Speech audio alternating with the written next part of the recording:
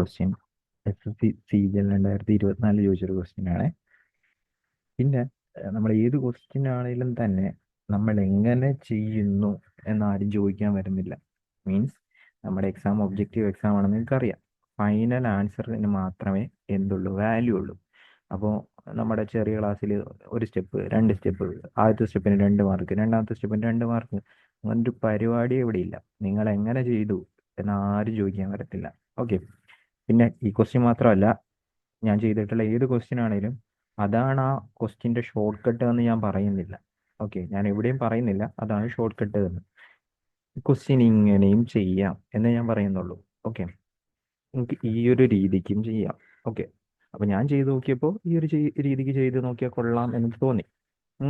അങ്ങനെയാണ് ഞാൻ എല്ലാ ക്വസ്റ്റ്യനും ഇട്ടിരിക്കുന്നത്. ഞാൻ പൊതുവേ തന്നെ എല്ലാ ക്വസ്റ്റ്യനിലും ക്വസ്റ്റ്യൻ വായിക്കുന്നു, ആൻസർ ചെയ്യുന്നു, എനിക്ക് തോന്നിയ രീതിക്ക് ചെയ്യുന്നു. ദെൻ വേറെ ഒന്നുമില്ല, നിങ്ങൾക്ക് എക്സാം ഹാളിൽ ചെല്ലുമ്പോഴത്തേക്ക് ആ ഒരു പർട്ടിക്കുലർ മൊമെന്റിൽ നിങ്ങൾക്ക് എന്താണോ തോന്നുന്നത്, ആ ക്വസ്റ്റ്യൻ എങ്ങനെ അപ്രോച്ച് ചെയ്താൽ പെട്ടെന്ന് കിട്ടുന്നു, അതാണ് നിങ്ങളുടെ ബെസ്റ്റ് മെത്തേഡ് എന്ന് പറയുന്നത്. ഓക്കെ, അത് സത്യം പറഞ്ഞു കഴിഞ്ഞാൽ അത് വരണമെങ്കിൽ നമ്മൾ കുറേ പ്രാക്ടീസ് ചെയ്യണം. ആ ഒരു രീതിയിലിട്ട്, അതായത് ഇന്ന രീതിയിൽ ഈ ക്വസ്റ്റ്യൻ ചെയ്യാം. ഞാൻ ഒരിക്കലും നമ്മൾ പുറത്തിരുന്ന് ചെയ്യണ കേസല്ല പറയുന്നത്. എക്സാം റൂമിൽ നമ്മൾ എന്താ ചെയ്യുക, എത്ര പെട്ടെന്ന് ചെയ്യാൻ പറ്റുന്നു അത് നമ്മൾ ഓട്ടോമാറ്റിക്കായിട്ട് വരുന്നതാണ്. ഓക്കെ, അപ്പോൾ ഈ ഒരു ക്വസ്റ്റ്യൻ ഞാൻ ഏതായാലും വായിച്ചിട്ട് നമ്മൾ സ്ഥിരം ചെയ്യുന്ന പോലെ ചെയ്യാം. Price of an item is increased twice successfully. 2 പ്രാവശ്യം ഇൻക്രീസ് ചെയ്തു. Final price 2295 initial price 1000.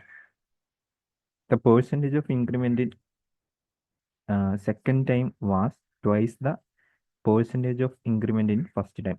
അതായത് ആദ്യം X% ആണെങ്കിൽ രണ്ടാമത് 2X% കൂടിയെന്നാണ് പറഞ്ഞിരിക്കുന്നത്. നമുക്ക് കണ്ടുപിടിക്കേണ്ടത് what is the percentage price increased in the second time. Okay, ഇത് നോർമലായിട്ടാണ് നിങ്ങൾ ചെയ്യണമെങ്കിൽ, ഞാൻ ആദ്യമേ എക്സ് എന്ന് പറഞ്ഞെടുത്തെന്ന് വിചാരിച്ചു. ആദ്യമേ കൂടിയ പ്രൈസ്, അപ്പോൾ 100+X പ്രൈസ് കൂടിയിട്ടുണ്ടാവും. ഓക്കെ, 1000 രൂപയല്ലേ, /100. ഇത് ആദ്യം കൂടി. പിന്നീട് എന്ത് ചെയ്തു, 100+2X കൂടി, /100 ഈക്വൽ ടു 2295. എമൗണ്ട് ടു ഇത്രയെന്ന് പറയാം. ഇത് സോൾവ് ചെയ്ത് ചെയ്യുമ്പോൾ ക്വാഡ്രാറ്റിക് ഇക്വേഷൻ വരും. ഈ ക്വാഡ്രാറ്റിക് ഇക്വേഷൻ സോൾവ് ചെയ്തിട്ടാണ് ചെയ്യേണ്ടത്. ഞാൻ ആക്ച്വലി അത് ചെയ്യാനല്ല ഇവിടെ ഉദ്ദേശിക്കുന്നത്. എനിക്ക് വേണ്ടത് എക്സ് ആകും, 2X ആകും. ഓക്കെ, ഞാൻ ആദ്യമേ ചെയ്യുന്നതെന്ന് വെച്ച് കഴിഞ്ഞാൽ ഇവിടെ 1000 കിടക്കുന്നത്. ഇവിടെ ആണെങ്കിൽ 1295, 22,95. ഇതിൽ നിന്ന് ഞാൻ മൊത്തം എത്ര കൂടിയെന്ന്, എത്ര പേഴ്സൻറ്റേജ് കൂടിയെന്ന് ഞാൻ കണ്ടുപിടിക്കാൻ പോവാം. അത് 1000 ആയത് കൊണ്ട് മാത്രമാണ് ഞാൻ അങ്ങനെ ചെയ്യുന്നത്. കാരണം 1000 ആകുമ്പോൾ നമുക്ക് പെട്ടെന്ന് കുറയ്ക്കുകയും കൂട്ടുകയൊക്കെ ചെയ്യാമല്ലോ. അപ്പോൾ 1295 രൂപ കൂടിയിട്ടുണ്ട് അല്ലേ, 1295 രൂപ കൂടിയിട്ടുണ്ട് 1000 രൂപയ്ക്ക്. അപ്പോൾ ടോട്ടൽ ആക്ച്വലി എന്തായിരിക്കും, 129.5% കൂടിയിട്ടുണ്ട്. 129.5% കൂടിയിട്ടുണ്ട്. ഇനി നമ്മളൊക്കെ ചോദിച്ചിരിക്കുന്നത് എന്താണ് ചോദിച്ചിരിക്കുന്നത്, second time what is the percentage was the price increase in the second time. അതായത് 2X കറസ്പോണ്ടിങ് ആയിട്ടുള്ള വാല്യൂ ആണ്. അപ്പോൾ 2X% കറസ്പോണ്ടിങ് ആയിട്ടുള്ള വാല്യൂ. ഓക്കെ, ഓപ്ഷൻ 35 ഉണ്ട്, 65 ഉണ്ട്, 70 ഉണ്ട്, 25. ഈ 70 വരാനുള്ള ചാൻസ് ഫാക്ടറാണ് കൂടുതൽ. കാരണം 2X, ഞാൻ തറപ്പിച്ച് പറയുകയല്ല, വരാനുള്ള ചാൻസ് ആണ് കൂടുതൽ. 2X എന്ന് കൊടുത്തിട്ടില്ലേ, അപ്പോൾ ആക്ച്വലി എന്തായിരിക്കാം, 70 ആകാം. 2ന്റെ മൾട്ടിപ്പിൾ വരാനുള്ള ചാൻസ് ആണ്. ദെൻ നിങ്ങൾക്ക് ഇവിടുന്ന് ഡയറക്റ്റ്ലി പറയാൻ പറ്റും 25, 35 വരത്തില്ല. കാരണം എന്താണെന്ന് വെച്ച് കഴിഞ്ഞാൽ, ഞാൻ 25 എടുത്തു, ഇതിന്റെ പകുതി എടുക്കുമ്പോൾ 17.5 അല്ലേ വരുന്നത്, 17.5. ഞാൻ 18 എടുത്തെന്ന് വിചാരിച്ചോ. അതുപോലെ തന്നെ 25, ദെൻ 13. നിങ്ങൾ എഫക്റ്റീവ് റേറ്റ് പെർസെൻറ്റേജ് കണ്ടുപിടിച്ച് കഴിഞ്ഞാൽ, എഫക്റ്റീവ് റേറ്റ് പെർസെൻറ്റേജ് എന്ന് പറയുമ്പോൾ നമ്മൾ X+Y+X5/100 എടുക്കൂലേ. അങ്ങനെ എടുത്തു കഴിഞ്ഞാൽ ഈ 100ന്റെ അടുത്ത് പോലും ഇതെത്തത്തില്ല.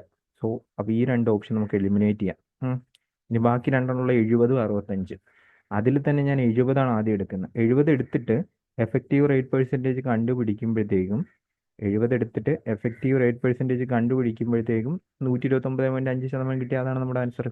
ഓക്കെ, അപ്പോൾ ആദ്യം 35%, പിന്നെ 70%. ആദ്യം 35%, പിന്നെ 70%. അപ്പോൾ x+y ഇൻറ്റു x5 100 129.5 വന്നു കഴിഞ്ഞാൽ ഉറപ്പിച്ചോ ഇതാണ് ആൻസർ. ഓക്കെ, കട്ട് ചെയ്യാമെന്നെല്ലാം കട്ട് ചെയ്യാം. ഇവിടെ തന്നെ ഇപ്പം എത്ര വരും? 105 വരെ. 75ഉം 70ഉം 35. ദെൻ 35 ഇൻറ്റു 7 210ഉം 35. 210ഉം 35 245. ഓക്കെ, ഡിവൈഡ് ബൈ 10 ഉണ്ട്, അപ്പോൾ പോയിന്റ്. ദെൻ ഇത് കൂട്ടിക്കഴിയുമ്പോൾ നിങ്ങൾക്ക് എത്ര വരുന്നുണ്ട്? 129.5% വരുന്നുണ്ട്. സോ ഇതായിരിക്കും ഈ ഒരു ക്വസ്റ്റ്യൻ്റെ ആൻസർ ആയിട്ട് വരുന്നത്. ഓക്കെ, ഈ ഒരു രീതിയിലും ഈ ഒരു ക്വസ്റ്റ്യൻ ചെയ്യാം എന്ന് മാത്രമേ ഞാൻ പറയുന്നുള്ളൂ. ഇത് ഷോർട്ട് കട്ട് ആകണമെന്ന് നിർബന്ധമില്ല. Okay, thank you.